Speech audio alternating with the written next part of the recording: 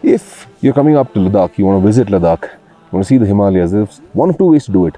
You can either drive up here or you can ride up here. And I'm right now here riding the new generation, the latest generation of the GS. This is the 1300 GS from BMW. It's a generation change. It's a leap forward from everything that BMW has offered on the GS so far. It's one of the ideal touring machines. But what does it feel like? What are these conditions like? And how do these two integrate each other? Does it make for a fantastic riding experience? Well, that's what I've come here to discover today. And we're close to Varila, which is about 17,000 feet above sea level. It's a high altitude pass, but I'm not going to go up all the way there because if you look around, there's been some snow in the mountains and makes riding tricky in these conditions. Plus, the last time I rode in the Himalayas has been almost a decade ago. So, well, my skills are not really up for it. But that's what the GS is supposed to do. It's supposed to make the most unskilled rider feel like a hero. So do I feel like a hero? Well, let me tell you if I do or not.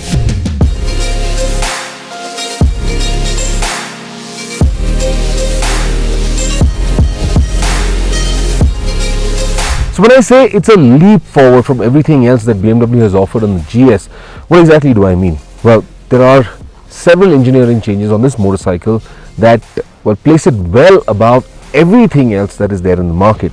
Now, those changes are to the front fork, to rather the chassis, to the engine, to the transmission, and of course the electronics as well. Now, I'm not going to focus much on the electronics for that matter, because you can switch all of it off if you've got the right skills. You can switch all those electronics off, get into Enduro Pro mode, and well, put your skills to use. For the novice rider, for someone who's new to this, let me tell you how this affects you. Effectively, what has happened is that you've got variable spring rates on the front telelever, and that essentially gives you a great balance between comfort and dynamics. Now, you can select those modes as well on the instrumentation, and you can select dynamic mode, in which case that variable spring rate, there are two springs in action over here, even though you can just see one on the front fork, but those couple of springs essentially bring in a lot more dynamism to the motorcycle.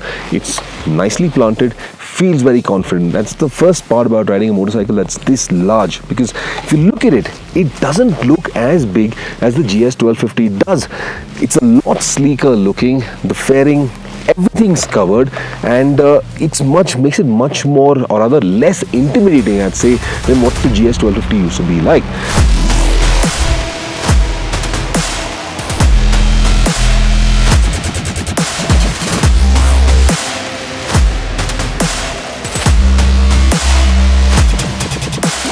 Now, the chassis that the GS 1300 has is made up of two components. It's the front end and of course the rear components as well. It's a monocoque at the rear. At the front, we've got this telelever fork as well, which this time now has got variable spring ratings. And it's interesting the way it works, because not only does it control damping forces, but it also can adjust the wheelbase of the motorcycle, so you can get better agility or comfort, more dynamism out of the entire motorcycle. Now, this is also electronically controlled. So yes, the motorcycle definitely feels nimbler. The weight reduction makes it much more agile. It's less intimidating to ride than the previous generation motorcycle, because if you look at it, here's the biggest change. It is a lot sleeker, a lot more, well, I'd say slimmer than what it used to be before. Again, the height on this motorcycle can be adjusted.